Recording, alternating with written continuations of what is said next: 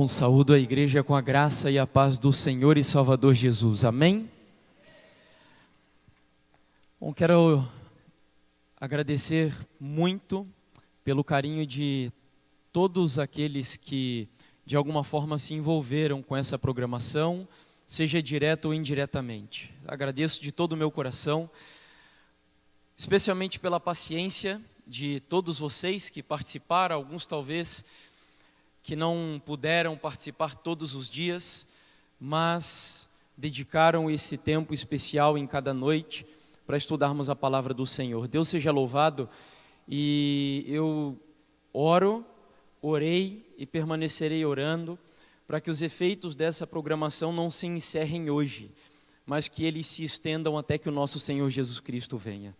Eu sempre digo isso nas igrejas por onde eu passo, as pessoas chegam para mim e dizem assim: irmão, pena que acabou. E a minha resposta é sempre a mesma. Terminar uma programação ou não vai depender da decisão que nós tomamos no encerramento dela. Porque a programação, ela não pode encerrar, ela pode encerrar aqui na igreja. Mas você precisa seguir elevando a tua espiritualidade dentro de casa, porque disso dependerá a tua vitória nessa batalha final. Ore por mim, ore por esse trabalho. Eu já mencionei o canal que está ali ao lado projetado, o canal no YouTube, a página no Facebook. Nos ajude de alguma forma divulgando os materiais, ajudando também, curtindo. Tem pessoas que pensam que isso é capricho de jovenzinhos modernos, né? Mas não é. São coisas do sistema virtual, e quanto maior o número de curtidas, quanto maior o número de comentários, quanto maior o número de inscritos no canal, mais relevância o teu canal e a tua página ganha nos buscadores, tanto do Facebook, como do YouTube, como do Google também. Então, por isso que a gente depende dessa participação e dessa ajuda de todos. E orem, que é o mais importante, né? Eu confesso a vocês que essa semana foi bastante desafiadora para mim, porque eu venho de uma rotina intensa. Eu vim de Natal, emendei com uma viagem para São Paulo, e lá em São Paulo estive dando aula durante 3 dias em uma escola de estilo de vida adventista, e foram assim 5 horas todos os dias na parte da manhã sem pausa de aula. E em seguida, voltando de lá, já começou a programação aqui, e durante 2 dias eu preguei aqui com febre. Eu não sei se vocês perceberam, mas foi bem desafiador, e eu agradeço a Deus. Eu pedi até para o irmão Flores que orasse, em especial, e o Senhor me restabeleceu a saúde. Hoje eu estou me sentindo normalmente, graças a Deus, muito bem. E espero que tenha sido uma bênção para você toda a programação. Enfim, sem mais demoras, nós vamos hoje então encerrar nossa meia semana de oração, tratando o tema que eu considero o mais importante de toda a semana. O de ontem foi muito importante também, mas o tema de hoje é muito solene, e você vai compreender o porquê. Eu não vou precisar vender o peixe, senão creio que a própria mensagem em si já vai valorizar a importância do tema. Então, antes de iniciarmos, eu gostaria de convidá-la a fechar os seus olhos para fazermos mais uma oração.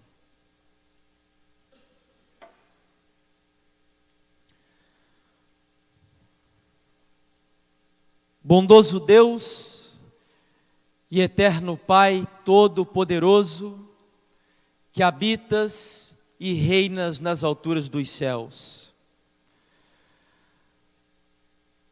nós colocamos uma vez mais a nossa vida na presença do Senhor.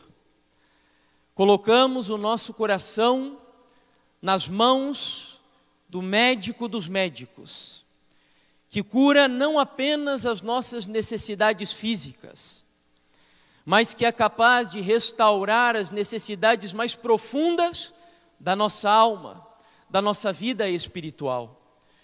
E aqui estão pecadores, e eu me coloco entre eles, e possivelmente o principal de todos os que estão aqui. Nós nos colocamos em tuas mãos, com o desejo de que em mais uma noite a mão do Senhor possa penetrar na nossa vida, curar, Senhor, todas as necessidades que temos, e nos orientar nesta caminhada, para que em nome do Senhor Jesus estejamos preparados para aquele grande dia. Que o Senhor cumpra a tua promessa, nós a pedimos em nome de Jesus. Quando o Senhor, através da tua serva, disse que ao abrir a tua palavra, anjos dos céus se aproximariam da reunião. E aqui a tua palavra será aberta mais uma noite. E o nosso desejo é que esse local seja preenchido, seja visitado pelos anjos mais poderosos dos céus.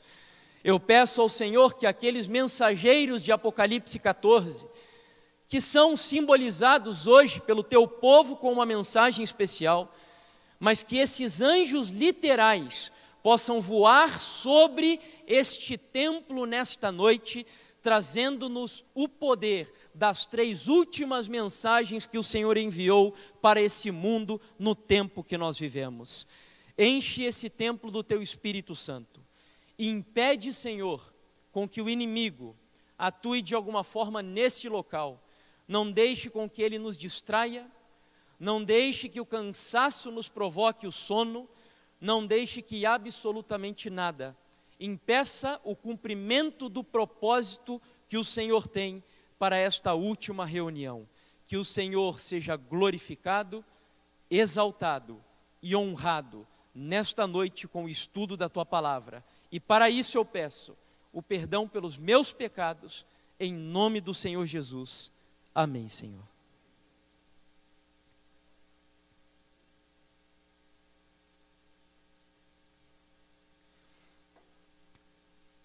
Bom,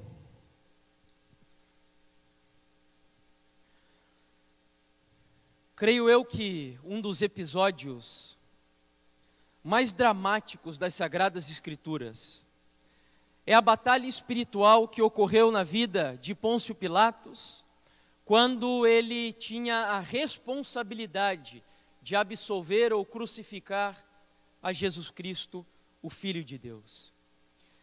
Pilatos era um governador romano, que tinha ouvido falar sobre Jesus através de sua esposa. A sua esposa era simpatizante da mensagem de Jesus Cristo, o Nazareno. Pilatos era um homem de caráter fraco e vacilante. Em oportunidades anteriores, ele havia decretado a sentença sobre algumas pessoas que não eram dignas de serem sentenciadas. Mas pela pressão da maioria, por medo de perder o seu cargo de governador romano, ele acabava cedendo a essa pressão. Mas embora Pilatos tivesse esse caráter imoral, ou até mesmo amoral, no caso do Senhor Jesus, algo despertou os sentimentos mais sublimes que ainda estavam talvez escondidos na vida daquele homem. Quando ele viu na face do Senhor Jesus Cristo, naquela sexta-feira de manhã bem cedo, traços de santidade, de serenidade, de pureza, algo que ele nunca havia visto durante toda a sua trajetória aqui na terra, era como se ele fosse impedido de sentenciar a morte de Jesus naquela sexta-feira. E então, iniciou-se um dilema que eu digo que foi aquele conflito que estudamos ontem à noite, ocorrendo no coração de um homem, onde uma única decisão naquele momento iria decidir o destino eterno de Pôncio Pilatos. Pilatos estava entre o céu e entre o lago de fogo, entre a vida eterna e entre a morte eterna. Cristo e Satanás estavam disputando literalmente o coração daquele homem. E Pilatos, no meio dessa batalha, talvez sem ter consciência do que acontecia de fato no mundo espiritual, ele decide se livrar de alguma forma dessa responsabilidade, como eu disse, e ele envia Jesus ao tribunal de Herodes. Como Herodes era galileu, ou melhor, tetrarca da Galileia, e Jesus Cristo era galileu. Pilatos então envia Jesus para Herodes, e Herodes faz um interrogatório sobre Jesus Cristo, com Jesus Cristo. Mas durante todo o interrogatório diz a Bíblia que Jesus permanece em silêncio. Eu tenho uma conclusão particular.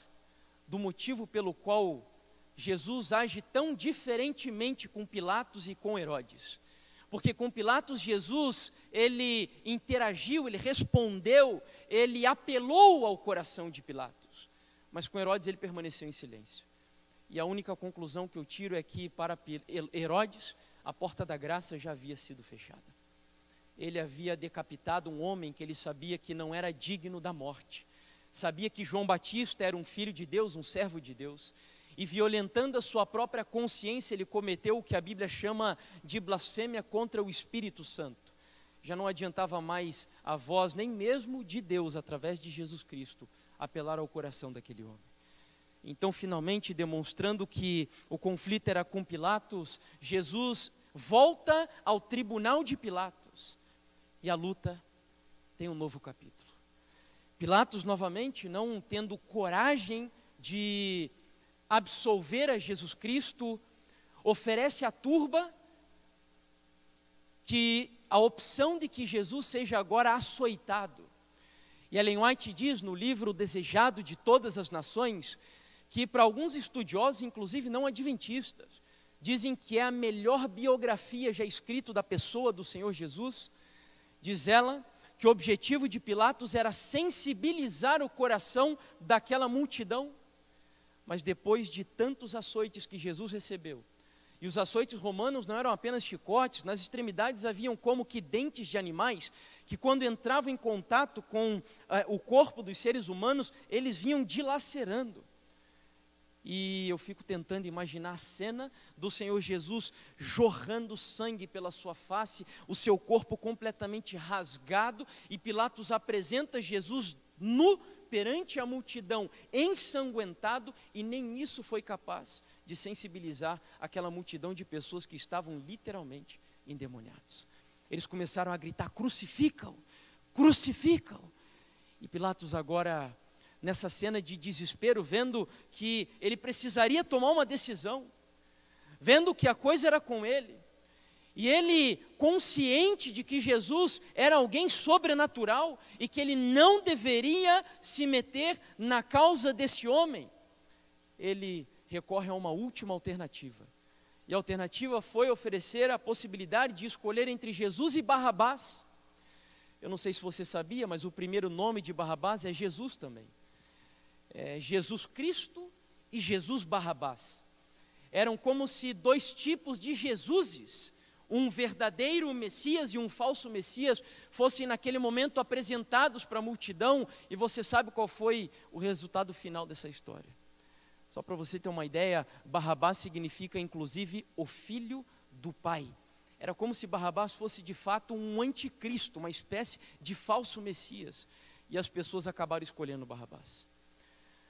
Porém, irmãos, no meio dessa cena angustiante e tão decisiva para a vida de Pôncio Pilatos, diz o livro Desejado de Todas as Nações que Jesus estava vendo aquilo, e ele faz uma oração em prol daquele homem.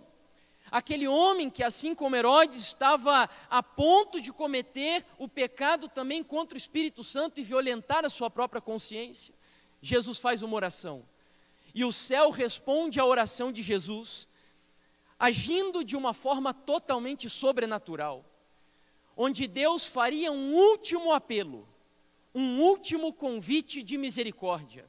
Era a última mensagem que Deus enviaria para Pôncio Pilatos, dando a ele a última oportunidade da sua vida, de escolher a Jesus ou escolher, finalmente, o pecado e o seu egoísmo.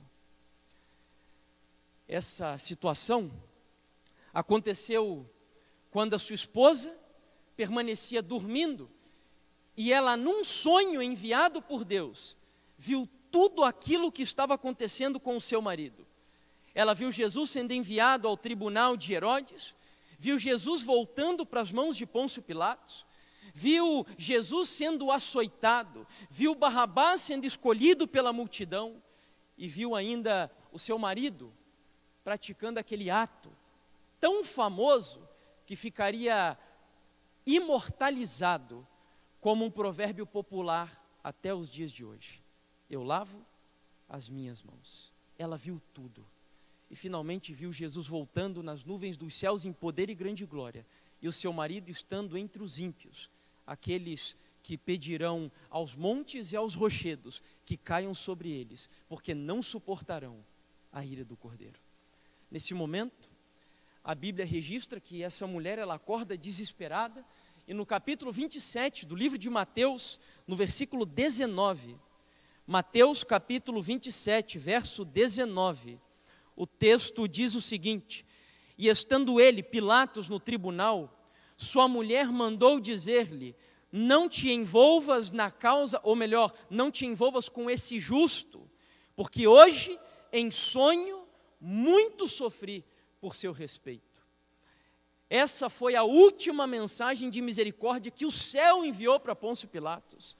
E eu costumo dizer que essas últimas mensagens que Deus envia, normalmente são aquelas mais sobrenaturais, que é para a pessoa realmente ver que é Deus quem está falando com ela, não é algo do ser humano, não é algo da carne, é algo que vem de um mundo transcendental.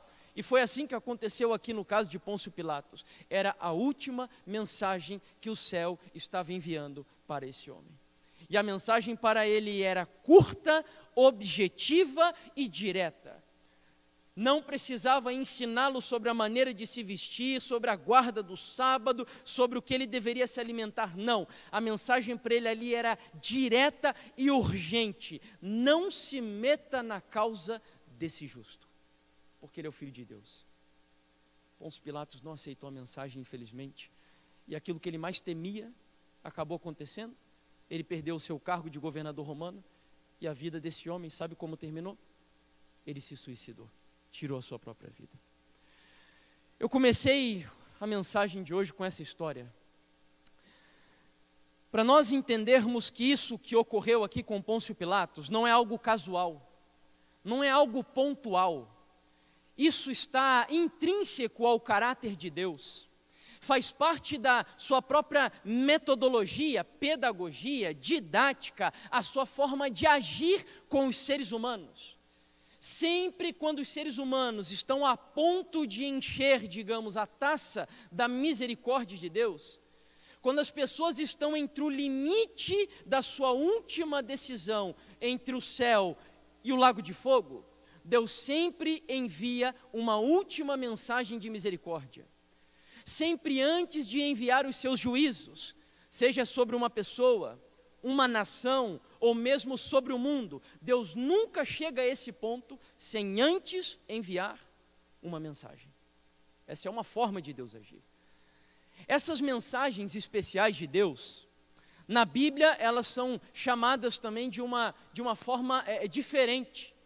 É um termo que normalmente os adventistas usam um pouco mais.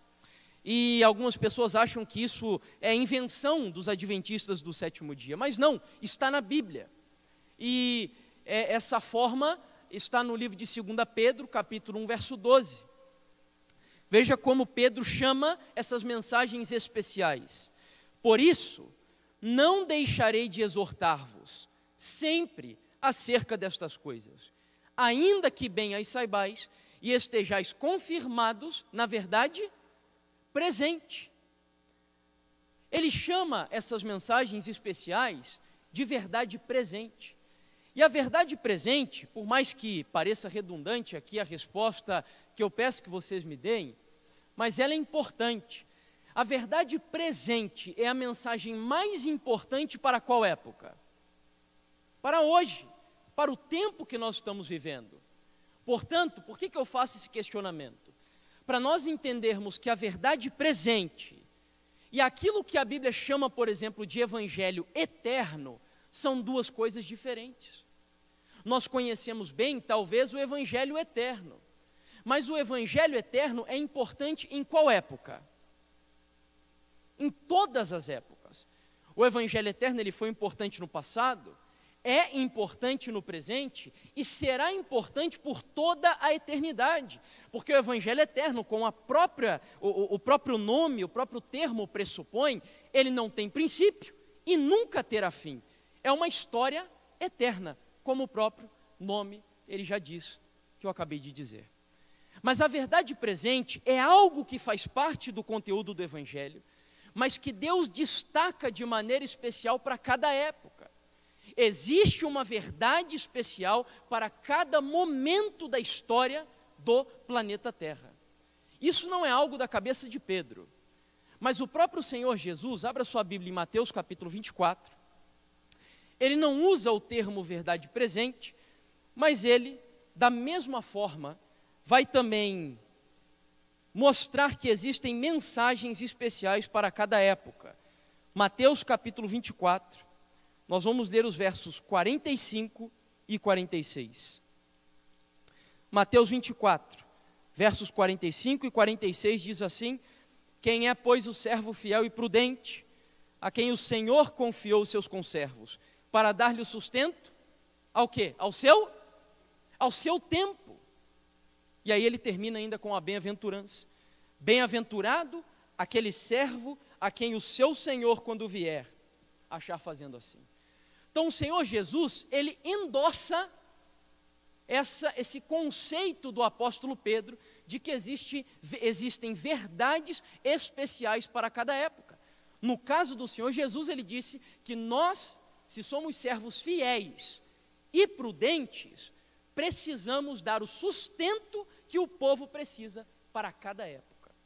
Se nós pegamos os dilemas que estudamos aqui ao longo dessa semana, do século 21, da cultura pós-moderna, da mente pós-moderna, não são as mesmas necessidades da época anterior a essa, que era o período da modernidade. Então Deus, antecipando-se a cada cultura e a cada geração, ele já envia uma verdade presente para cada época, atingindo as necessidades de cada pessoa que vive no mundo em épocas diferentes. A questão é a seguinte: que mensagem é essa? Ellen White, no livro Nos Lugares Celestiais, que é uma meditação, 29 de novembro, aí está uma das citações que mais me impressionam sobre esse assunto. Eu vou colocar aqui ao lado, eu estou sentindo que está escorregando. Já aconteceu de uma vez, estou fazendo isso por precaução. Eu estava pregando numa igreja certa vez e o notebook escorregou no meio da pregação e caiu no chão. Então, por precaução, eu vou colocar aqui. Bom, Nos Lugares Celestiais, 29 de novembro, diz assim: diligentemente, desinteressadamente, devemos proclamar a última mensagem de misericórdia nas cidades, nos caminhos e valados. Todas as classes devem ser alcançadas. Ao trabalharmos, havemos de deparar nacionalidades diversas. Nenhuma delas deve ser passada por alto sem que seja advertida. Um mundo todo está à espera de ouvir a mensagem da verdade presente. Esse texto mexe muito comigo. Esse texto está dizendo que as pessoas que vivem aqui no Cabral, no Juvevê e ao derredor, estão esperando para ouvir não uma mensagem qualquer, mas a mensagem da verdade presente. A mensagem mais importante para o tempo que eu e você estamos vivendo. Elas estão esperando para ouvir essa mensagem. Eu não sei se você é missionário, se você é empresário, se você é empregado, ou se você simplesmente trabalha na sua casa, mas independente da sua função, se você compreendeu a sua identidade, que nós estudamos aqui ontem, você está inserido dentro dessa sentença. Você foi chamado por Deus para que nenhuma pessoa passe por você sem que de alguma forma seja alcançada pela verdade presente. Porque você detém essa verdade. Talvez você não conheça, mas é um fato que essa igreja, eu vou mostrar isso para vocês, foi levantado para cumprir esse propósito, de pregar a verdade presente. Esse é o diferencial da igreja de 27º dia, não sei se você sabia. É por isso que ontem nós vimos que a diferença de Elias para os 7.000 que não dobraram os joelhos a Baal, eu disse para vocês, a igreja adventista não é a única igreja que salva. Assim como Elias não era o único servo de Deus naquela ocasião, tinham 7.000. Mas Elias tinha ou não tinha uma missão especial? Tinha ou não tinha? Tinha. E da mesma maneira, embora tenham 7.000 hoje que não dobraram os joelhos a Baal, a igreja adventista tem uma missão diferente de todos esses outros 7.000. E a missão é verdade presente. A questão é a seguinte: que mensagem então é essa? E ela ainda vai enfatizar. Primeiros Escritos, página 63. Há muitas verdades preciosas contidas na palavra de Deus, mas é a verdade presente que o rebanho necessita agora. É como se Deus estivesse nessa sentença dizendo assim: olha, tem muita coisa importante na Bíblia, muitas histórias bonitas na Bíblia, muita coisa que ajuda as pessoas na Bíblia. Mas para uma geração relativista, pluralista, sincrética, hedonista, humanista, pragmática, tudo o que vimos aqui ao longo da semana, de famílias destruídas, diluída, para uma geração como essa, não adianta ficar só com histórias. Vocês precisam da verdade presente. Eu queria fortalecer esse conceito com vocês, passando rapidamente por alguns personagens que viveram em épocas distintas e que eu selecionei alguns deles para nós compreendermos um pouco melhor esse conceito de verdade presente em cada época. E aí, o primeiro, obviamente, é Adão, porque desde a entrada do pecado, Adão foi o primeiro que recebeu a verdade presente na época dele. E qual foi a verdade mais importante na época de Adão? Alguém se arriscaria? Não? Exato, Gênesis capítulo 3, versículo 15, o proto-evangelho, quando Deus diz assim: porém, lembra? Inimizade entre ti e a mulher, entre o teu descendente e o seu descendente, este te ferirá a cabeça e tu lhe ferirás o calcanhar. Deus estava prometendo a vinda do Messias. Era a verdade mais importante para a época de Adão, e por que razão? Adão tinha acabado de ser expulso do jardim do Éden. Vocês acham que Adão precisava, por exemplo, receber instruções de como ele deveria comer melhor? Vocês acham? É claro que não. Vocês acham que Eva, por exemplo, precisava receber orientações de Deus sobre a maneira mais modesta e humilde de se vestir? Vocês acham que ela precisava? É óbvio que não. A verdade para eles era básica e ela se resumia à promessa da vinda do Messias. Mas 1656 anos depois da entrada do pecado, nós chegamos no período do dilúvio. E a condição do mundo aqui já era radicalmente outra.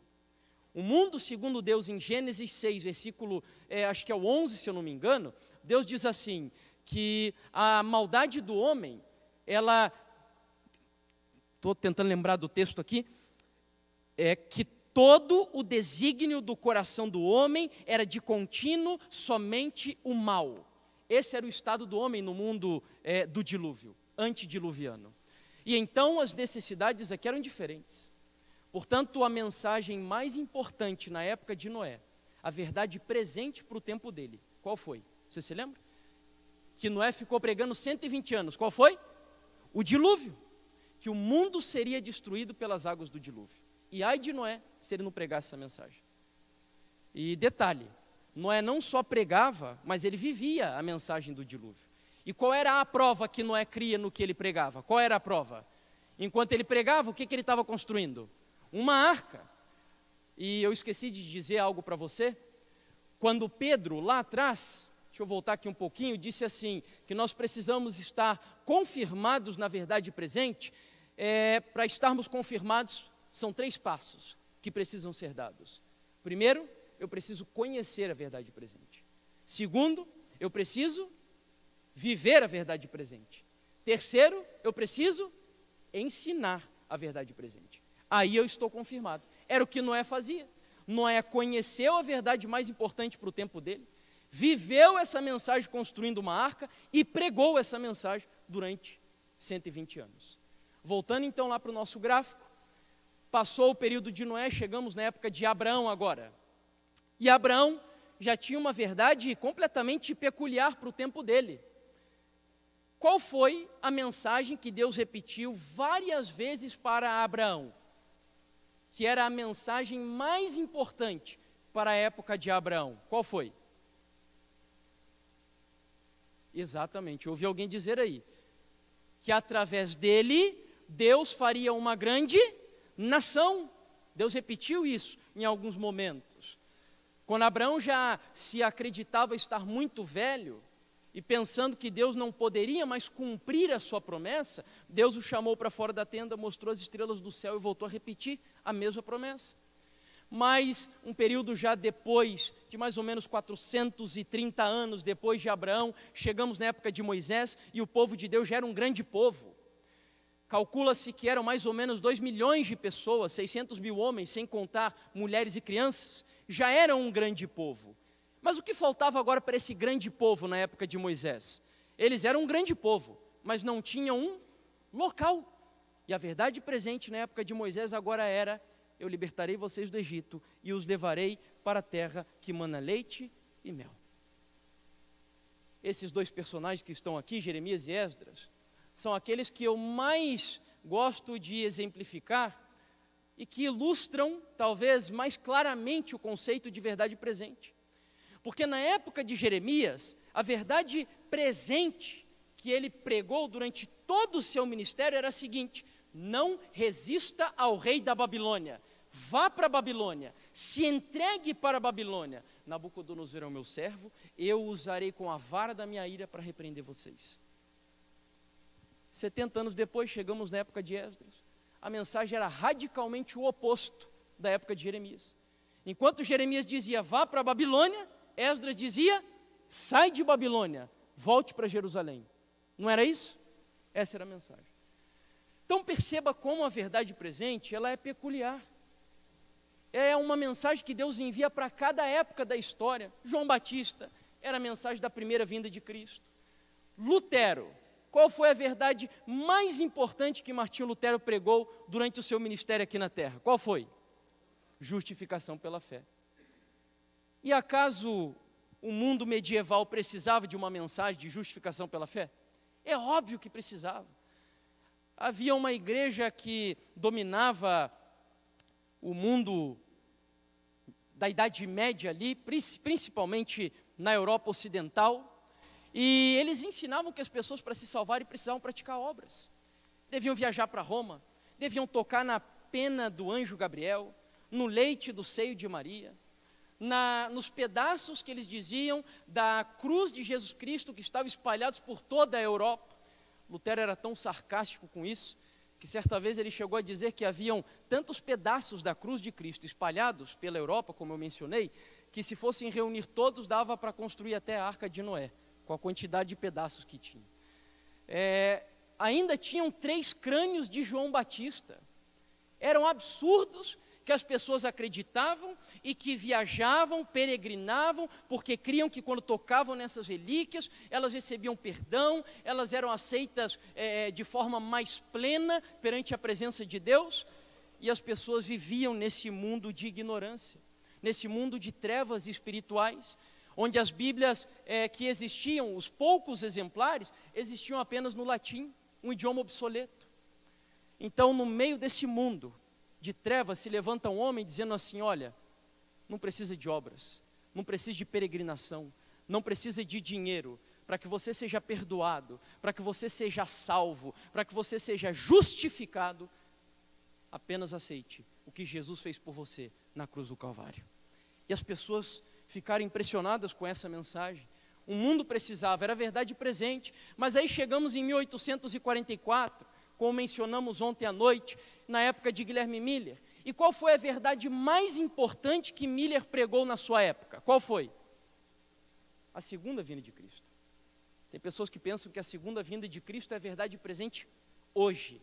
Ela ainda é, mas ela não é a única. Ela foi no tempo de Miller, mas do tempo de Miller para hoje, nós entramos nesse período aqui.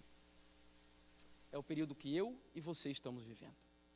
E desde 1844, após a grande decepção, a qualquer momento, Jesus já poderia ter voltado. Porque nós já entramos no tempo do fim. Você vai entender porque ele ainda não voltou ao final dessa programação. Você vai compreender.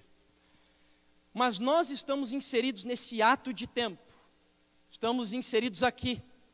É o povo que desde Miller, como eu mencionei, poderíamos dizer que vivemos em uma época onde a qualquer momento Jesus poderia voltar, ou pode voltar, E podemos ser, dependendo do cumprimento das condições, a última geração que pisará na face desse planeta Terra. Não sabemos se somos. Eu quero acreditar que sim.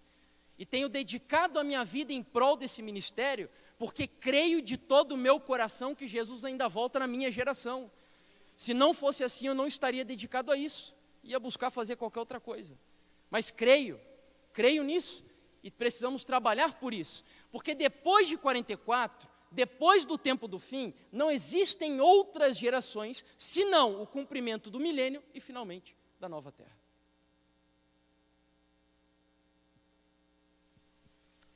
Aí você tem um resumo do que nós vimos, né? Um resumo desse gráfico de verdades presentes. Ele nos ajuda a tirar algumas conclusões que eu não vou me estender muito nelas aqui, para nós não nos delongarmos muito na mensagem. Mas eu preciso explicar um detalhe apenas. Por exemplo, a Igreja Adventista hoje orienta que seria bom fazermos uma dieta vegetariana.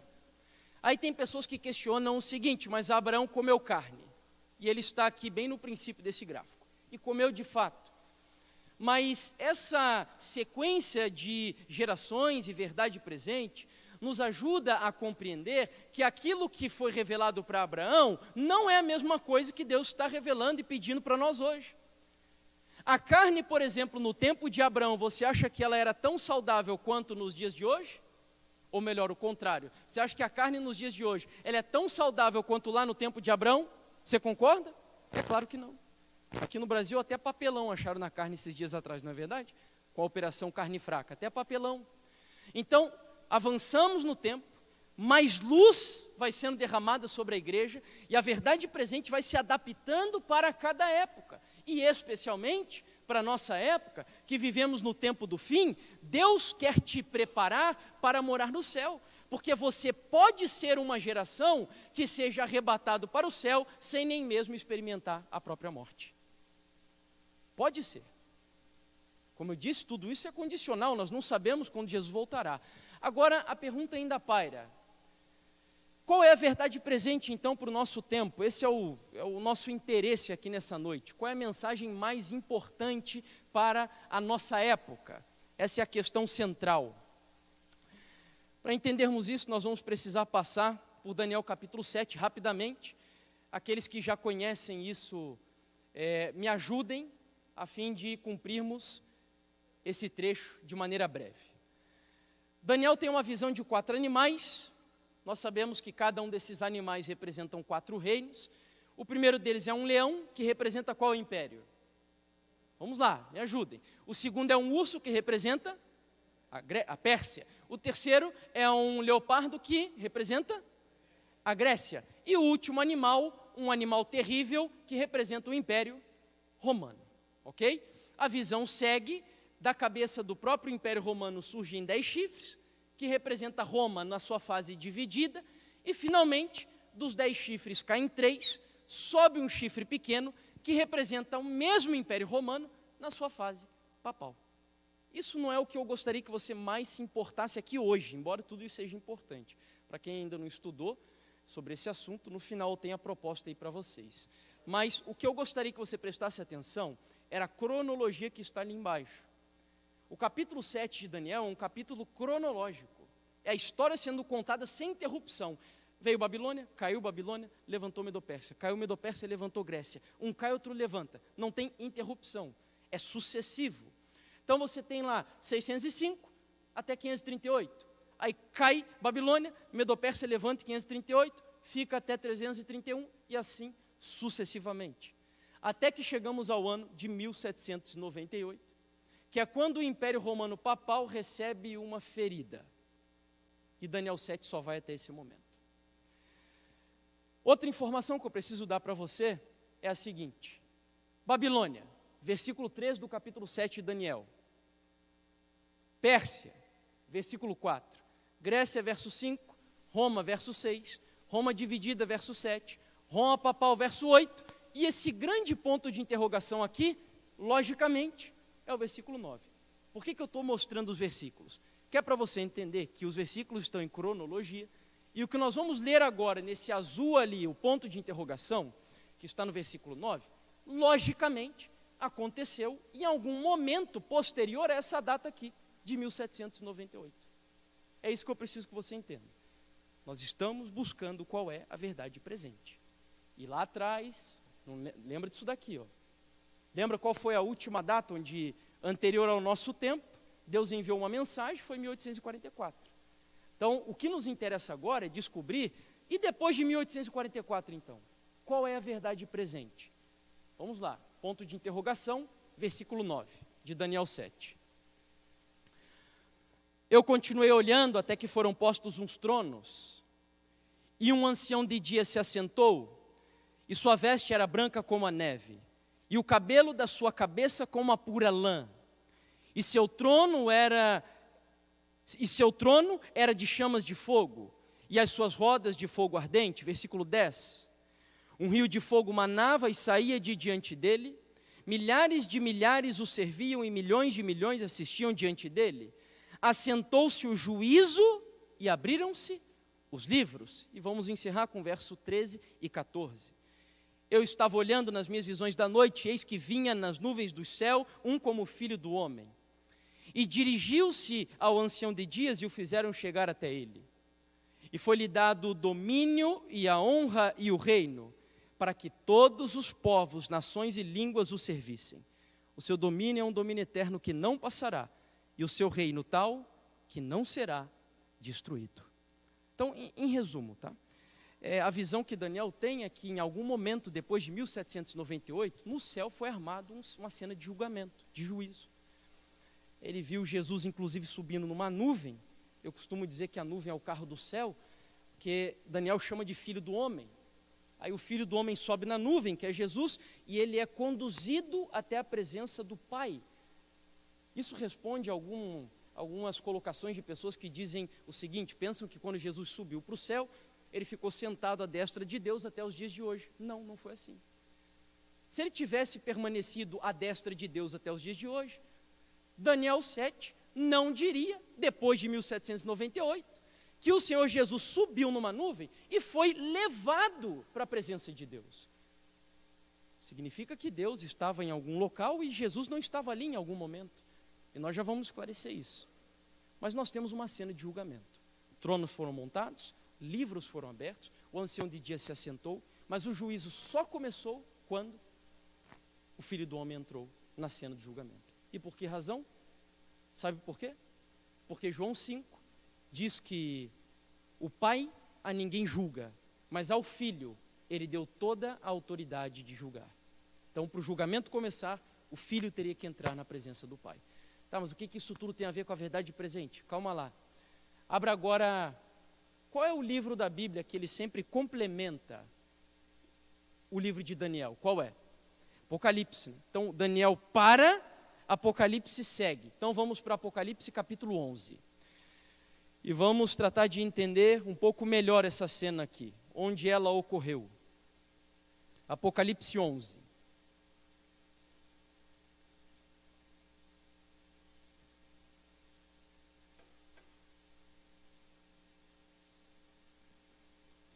Versículos 15 ao 19. Lembrando para quem não sabe que o contexto de Apocalipse 11 é o da Revolução Francesa.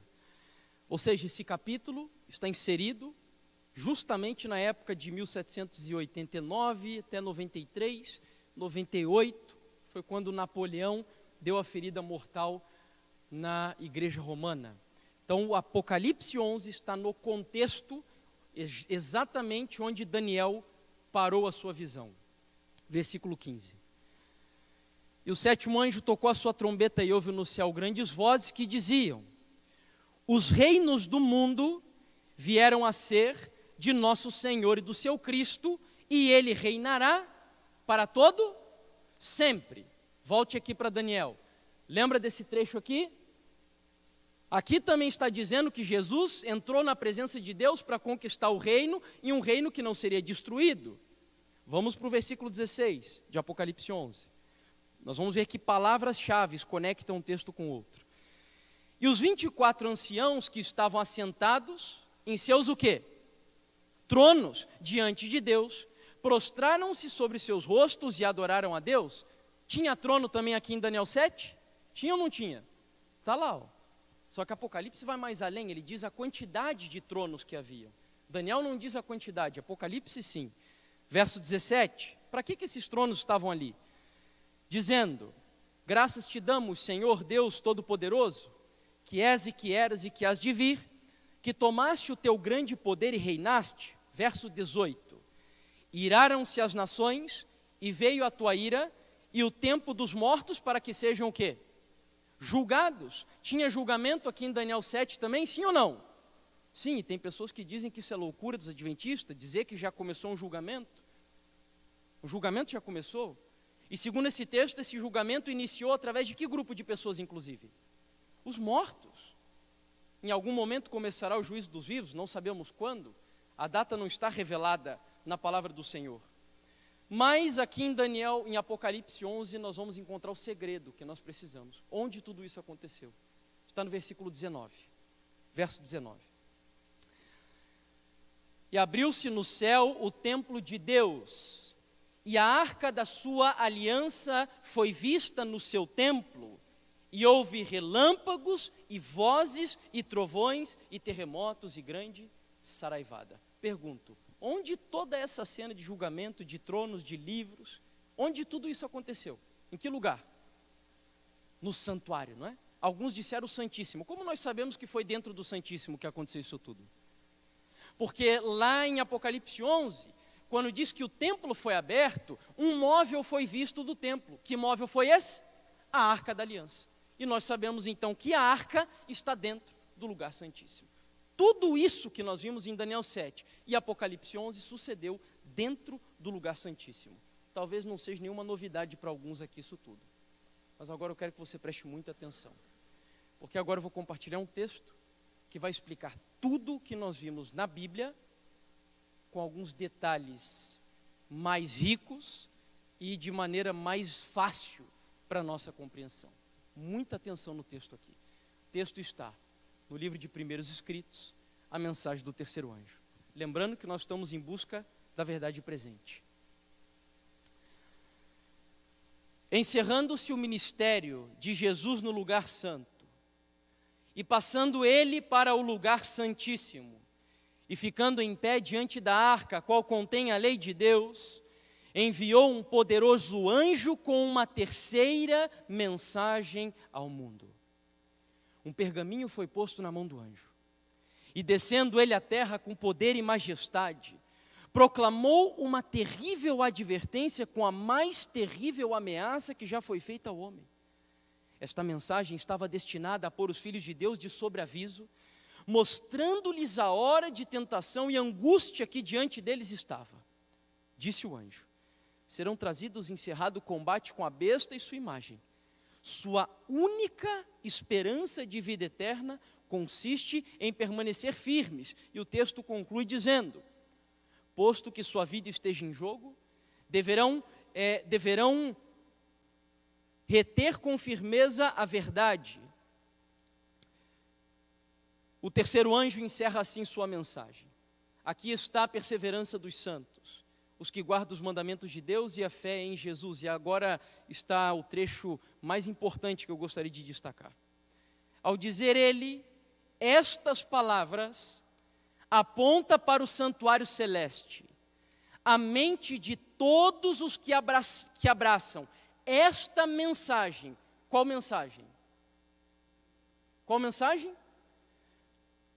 A mente de todos os que abraçaram a mensagem do terceiro anjo é dirigida ao lugar santíssimo, onde Jesus está em pé diante da arca, fazendo sua intercessão final, por todos aqueles por quem a misericórdia ainda espera, e pelos que ignorantemente têm violado a lei de Deus. O que ela mostrou aqui? Vou tentar ilustrar isso para ficar mais fácil para a nossa compreensão. E o que acabamos de ver pela Bíblia também. Jesus estava no compartimento santo, esse daqui, mais ao lado direito. No ano de 1844, abriu-se o véu do Santíssimo, iniciou-se o cenário do juízo, Ele entrou então lá dentro do compartimento e parou na frente da Arca da Aliança. No momento em que ele para diante da arca, ele pega um pergaminho e ele entrega esse pergaminho nas mãos daquele que o texto chama de terceiro anjo. E ele dá uma ordem: voe ao planeta Terra e envie a última mensagem de misericórdia para o mundo. É a verdade presente, a mensagem mais importante que os seres humanos necessitam para essa época. E finalmente o texto conclui dizendo que todas as pessoas que viviam e que vivem aqui no mundo e que receberam a mensagem do terceiro anjo, a mente dessas pessoas foi introduzida lá no céu, dentro do lugar santíssimo, juntamente com o nosso Senhor Jesus. Em conclusão, esse texto nos mostra que a mensagem mais importante para o tempo que nós vivemos é a terceira mensagem angélica. É lógico que se tem uma terceira mensagem, nós temos também uma primeira e uma segunda. Mas a questão é que a terceira mensagem, ela é a mais importante, a mais urgente, a mais necessária, e sobre ela a primeira e a segunda, inclusive, estão contidas. E eu já vou ler isso na sequência. Verdade presente, tá? Verdade presente. A mensagem do primeiro anjo diz assim: temei a Deus e dai-lhe glória, porque chegou a hora do seu juízo, e adorai aquele que fez os céus, a terra, o mar e as fontes das águas. A mensagem do segundo anjo diz o seguinte: caiu a grande Babilônia, que tem dado a beber a todas as nações do vinho da fúria da sua prostituição.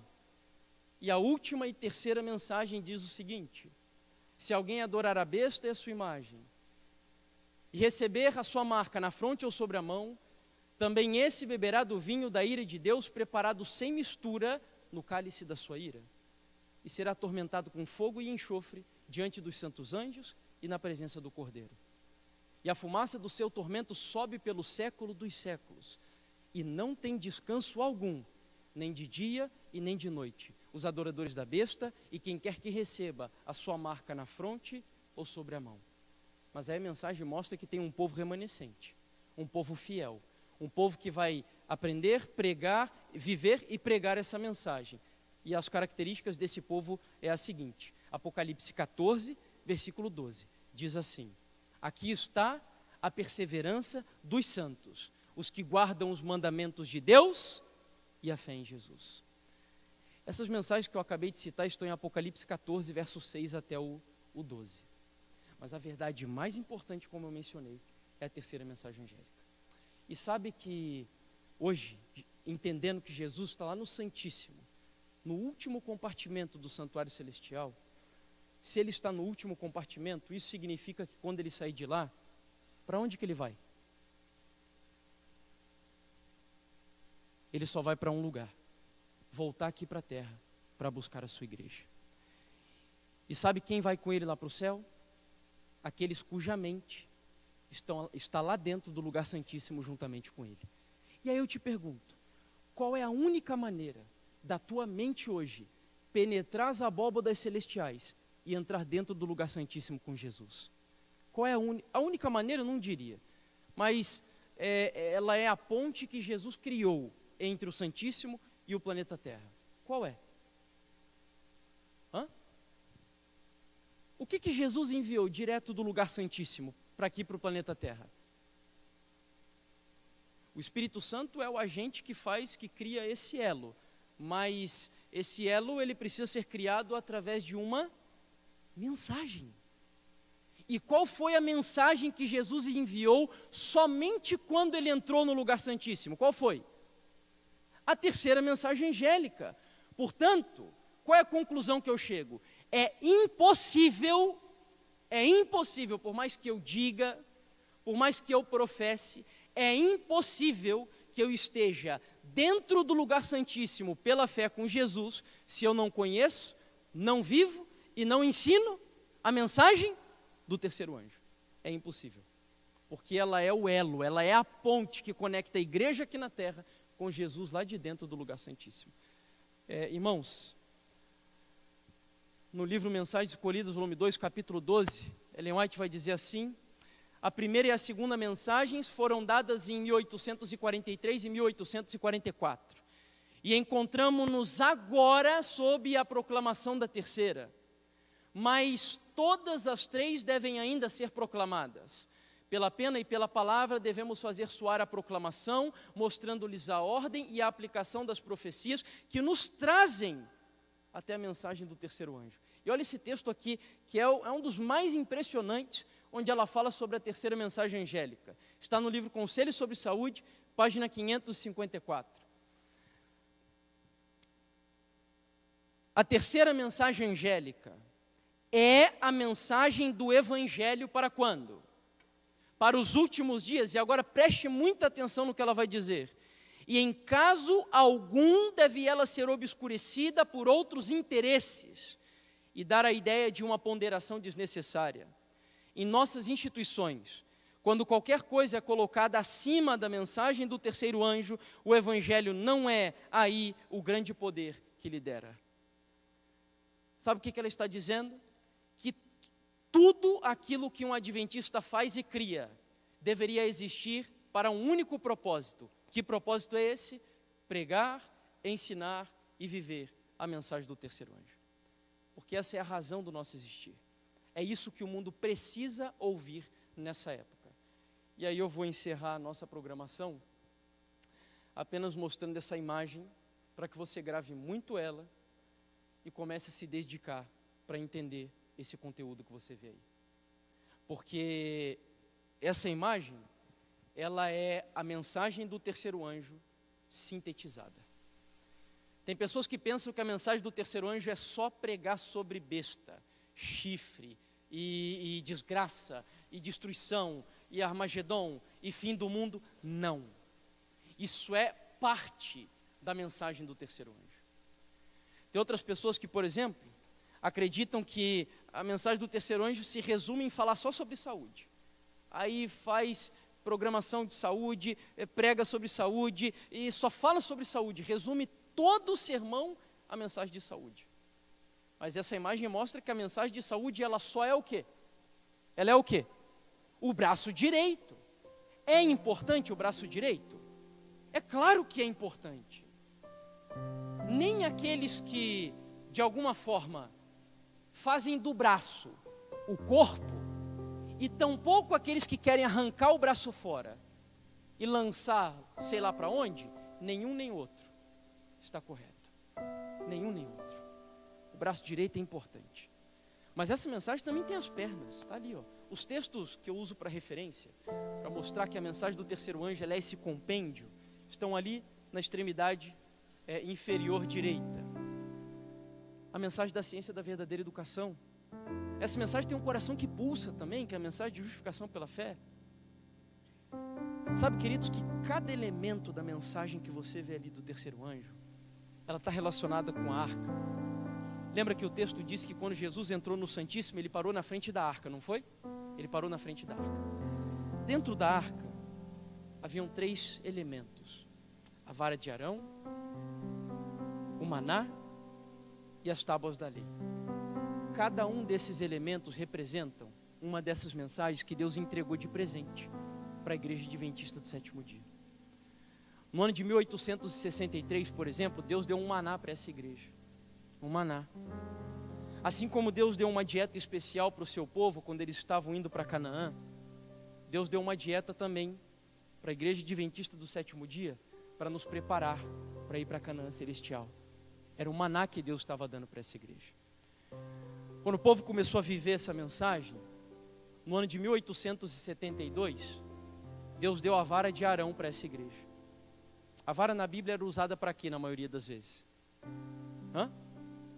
Para repreender, para corrigir, para disciplinar, para orientar, não é? No ano de 1872, Ellen White recebeu também em visão, assim como a mensagem de saúde, Deus deu para ela a mensagem da ciência da verdadeira educação, mostrando como deveríamos educar os nossos filhos, onde educá-los, como maridos deveriam tratar as esposas, como esposos deveriam tratar os seus maridos, até a maneira da gente construir as nossas casas. Deus orientou tudo, orientou tudo. Ela fala do que é a falsa educação, e do que é a verdadeira educação. Deus deu isso para essa igreja de presente. Agora, por incrível que pareça, a última coisa que um adventista foi entender, sabe o que foi?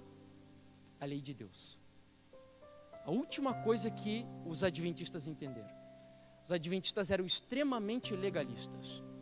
Quando no ano de 1888, Deus enviou 2 jovens para pregar a mensagem de justificação pela fé para a igreja, ensinando o equilíbrio entre fé e obras, lei e graça. Ellen White diz que os adventistas nessa época, eles eram tão legalistas, que eles falavam tanto sobre a lei, que ficavam tão secos como os montes de Gilboa, que não recebiam nem o orvalho nem a chuva por vários anos. Esses eram os adventistas nessa época. Saíam para debater com pastores evangélicos e destroçavam os pastores, e se enchiam de orgulho. Aí Deus mostrou, baixa a bola, porque essa não é a minha mensagem. Minha mensagem é de humilhar. Sabe como ela resume o que é justificação pela fé? Ela resume justificação pela fé assim: justificação pela fé é lançar a glória do homem no pó da terra, para que Deus faça pelo homem aquilo que ele não pode fazer por si mesmo. E nós aprendemos isso, passamos a aprender isso a partir daquele ano. Então agora a mensagem estava completa. Isso é a mensagem do terceiro anjo. Só que tudo que você vê ali, justificação pela fé, saúde, educação, profecias, que é o corpo da mensagem, tudo isso só tem uma razão. Tudo deve nos conduzir ao cabeça da mensagem. Saúde, educação, profecia, só tem um propósito: nos levar pecadores arrependidos a se render aos pés do nosso Senhor e todo-poderoso Salvador Jesus Cristo. Eu não sei se você é um pregador. Certa vez eu li um texto que dizia assim: se você está trabalhando a tua mensagem e você ainda não encontrou Cristo na tua mensagem, então a tua mensagem ainda não está pronta.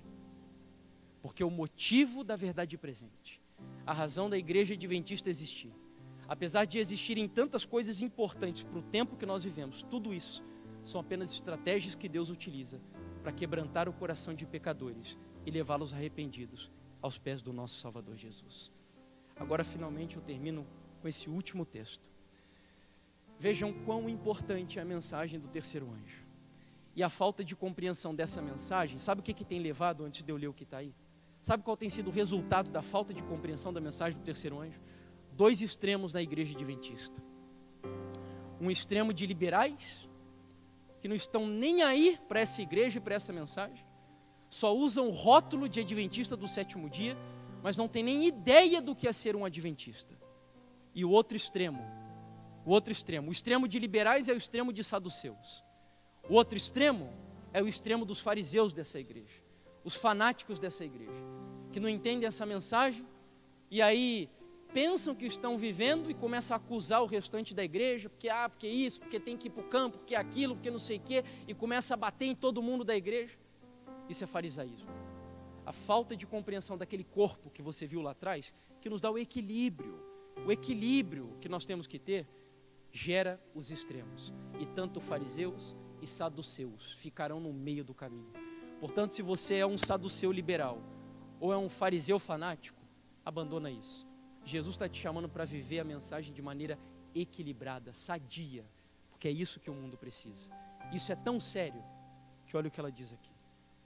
Se todos os que trabalharam unidos na obra em 1844 tivessem recebido a mensagem do terceiro anjo, proclamando-a no poder do Espírito Santo, o Senhor teria poderosamente operado por seus esforços.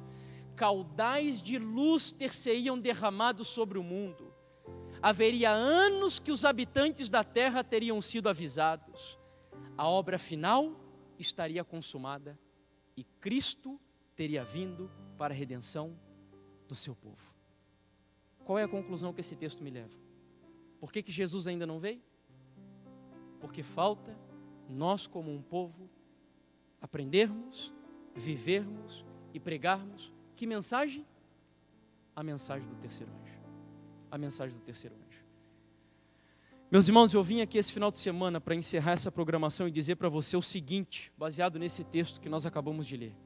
Jesus está voltando. Jesus Cristo está voltando. Se arrependa do seu pecado. Abandone aquilo que ainda tem te prendido a esse mundo caído. Esse mundo não presta, não presta, meus irmãos.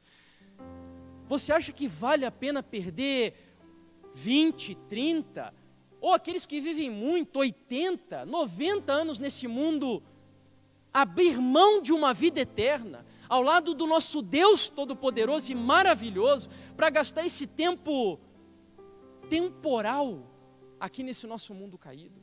Esse tempo que tem um fim, não vale a pena.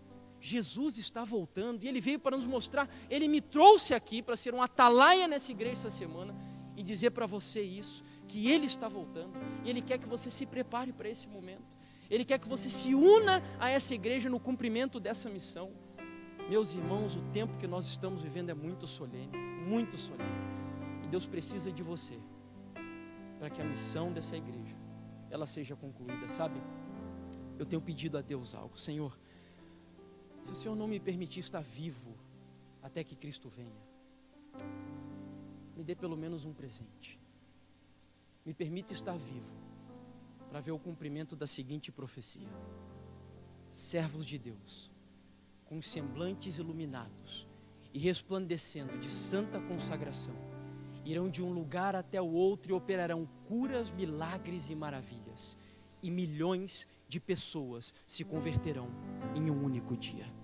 Eu tenho pedido para Deus me manter vivo, pelo menos para ver esse momento se cumprir e me dar o privilégio de ser parte daqueles que terão a sua face, o seu rosto, iluminados pela glória do Senhor, ao viver essa mensagem. Eu encerro fazendo um apelo para você. Quantos querem estar preparados aqui para a volta do Senhor Jesus? Amém, amém. Mas lembra do que eu disse essa semana várias vezes? Deus faz o impossível e nós precisamos fazer o possível. Eu queria me dirigir em especial aos adventistas agora. Nós vivemos uma época de batalha de cosmovisões. E essa igreja tem uma cosmovisão. A cosmovisão dessa igreja, ela foi resumida, ou esmiuçada, melhor dizendo, em uma série de 5 livros. Essa série de 5 livros se chama Série Conflito. Patriarcas e Profetas, Profetas e Reis, O Desejar de Todas as Nações, Atos dos Apóstolos e O Grande Conflito. Um adventista que ainda não parou para fazer a leitura desses 5 livros, mais ou menos 3.000 páginas, ele é um adventista relapso. Ele não sabe exatamente ainda qual é a cosmovisão da igreja. Não sabe. Você pode ter pego ideias aqui e ali, mas qual é o meu desafio para você ao final dessa programação? Essa igreja tem um plano de leitura. É um plano anual. É você quem vai escolher. Você vai fazer em 1 ano, 2 anos ou 3 anos. A minha proposta é que você faça em no máximo 2, para que você dedique pelo menos meia hora por dia em comunhão com Deus. Senão não vai adiantar. Um plano de leitura da Bíblia e desses 5 livros. Eu quero convidar todos aqueles que querem conhecer melhor a sua cosmovisão, a sua identidade e formá-la, para que você não seja como muitos que estão aí pegando ideologias que não tem nada a ver com a Bíblia e com o Adventismo. Eu queria convidar todos aqueles que vão abraçar esse desafio. E antes disso eu preciso dizer algo também. Só venha se você for lutar para colocá-lo em prática. A Bíblia diz que é melhor você não pactuar com Deus, se você pactuar e não cumprir. Então, o plano de leitura já começou em janeiro. Mas não tem problema, você pode começar, é só você pegar o mês de janeiro lá e ir riscando um dia atrás do outro. Aí você, em vez de terminar em janeiro do ano que vem, você vai terminar em maio do ano que vem. Você vai riscando lá. Eu queria convidar aqueles que realmente entenderam que para se preparar tem que estudar, tem que entender as coisas e que vão assumir o compromisso de fazer o plano de leitura da série Conflito, junto com a Bíblia. Eu queria convidar para que viesse aqui, que eu quero fazer uma oração por você. Apenas aqueles que querem assumir, que vão assumir esse compromisso.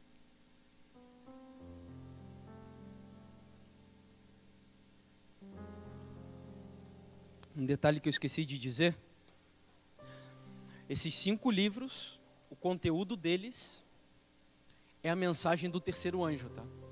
Tudo que Ellen White escreveu, ela escreveu para explicar a mensagem do terceiro anjo. Então, o que você vai estar estudando na série Conflito é a mensagem do terceiro anjo. É isso que você vai estar estudando nos 5 livros. Amém? Se tiver mais alguém, pode vir. Pode vir aqui que eu quero fazer uma oração especial. Porque eu sei que esse desafio não é fácil cumprir.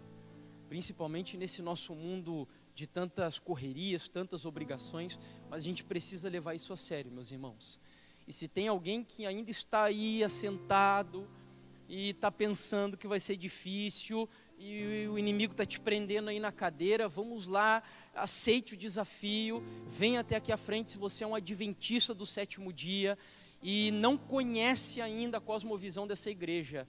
Jesus está te chamando para você entender, para você compreender, não tem outra forma, não tem outra forma, nem assistindo o sermão, tá? Nem assistindo o sermão. Isso daqui desses 5 dias foram apenas um pontapé. Foram apenas um pontapé. Sermão não prepara a igreja para a vinda de Jesus.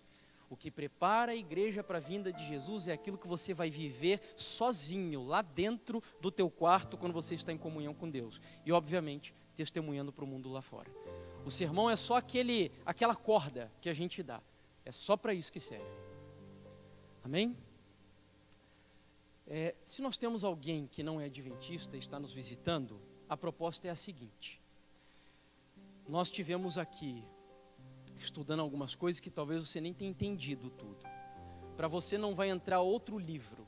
Você não vai estudar livro nenhum, senão esse livro aqui. Inclusive, o irmão Flores me disse que nós estaremos começando uma turma aqui em junho.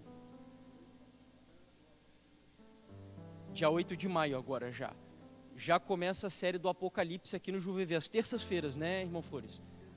Às 8 horas, ok. Ou seja, você vai ter a oportunidade de estudar especificamente a mensagem do terceiro anjo, com detalhe. Você não vai estudar outro livro, você vai estudar só esse livro aqui, só a Bíblia.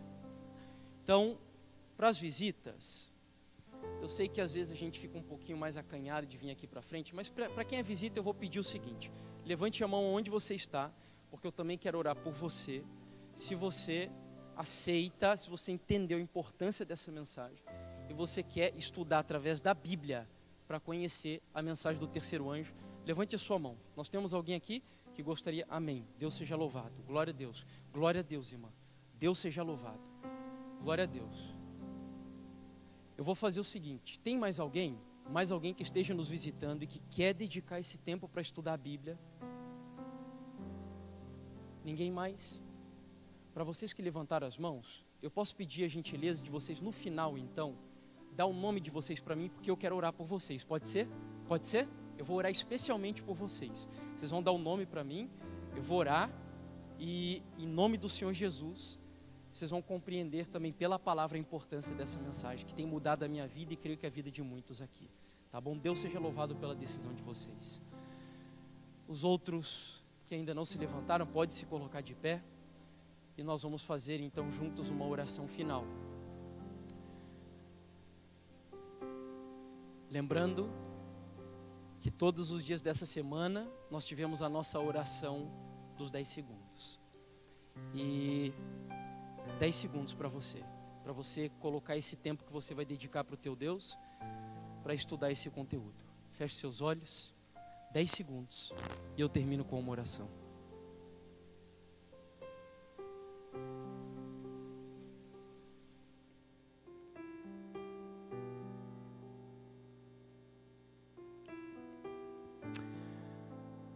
Pai amado e querido Deus Todo-Poderoso que habitas nos altos céus,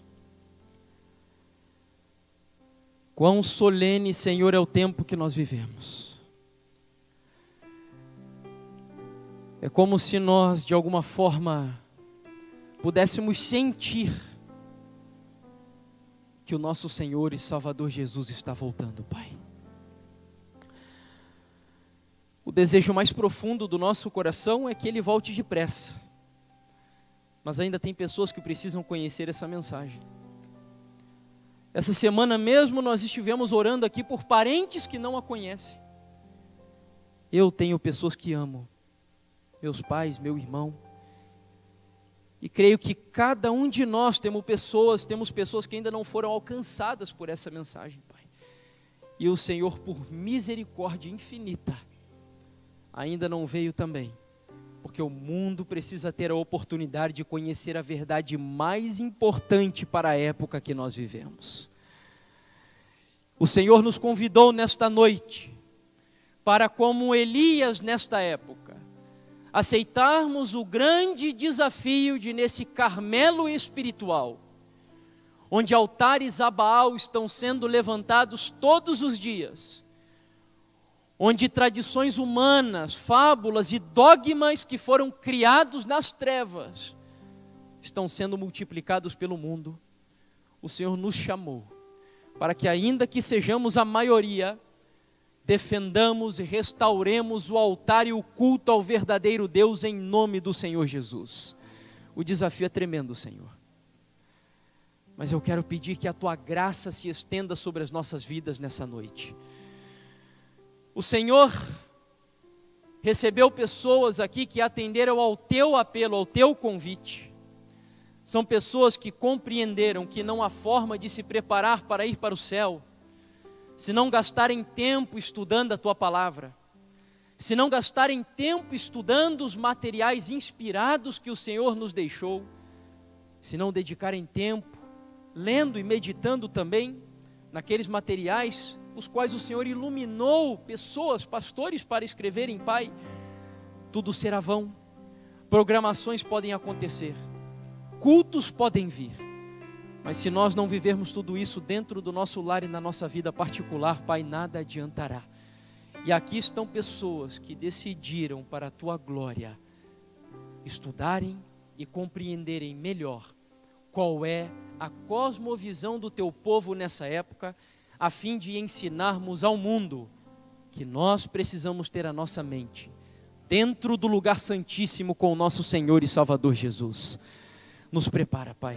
Ajuda esse povo, que nos dias do desânimo, nos dias das tarefas múltiplas que eles tiverem, que eles não se desmotivem, que o Senhor Jesus lhes fortaleça para que a prioridade na vida deles seja esse momento de comunhão poderosa na presença do Senhor, e que assim eles sejam preparados para as lutas que enfrentarão no mundo afora.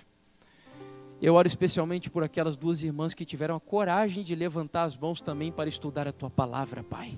Deus seja louvado pela decisão delas. Bendito seja o nome do Senhor, o nosso Deus Todo-Poderoso. Que o Senhor as ajude e que o Senhor as recompense com uma medida abundante do Espírito Santo sobre a vida delas. E que através do entendimento, estudando a Tua palavra, entendendo a mensagem do terceiro anjo, que se cumpra também nelas a promessa do Senhor Jesus quando Ele disse: santifica na verdade, porque a Tua palavra é a verdade. Santifica a vida delas, justifica a vida delas e prepara-as para que naquele grande dia, quando Cristo vier, que elas também tenham a alegria de se encontrarem com o nosso Salvador Jesus nos ares, nas nuvens dos céus. Essa é a nossa oração, Senhor. Louvado seja o Teu nome, perdoa os nossos pecados e guia a nossa vida até o fim, em nome do Senhor Jesus. Amém, Pai querido.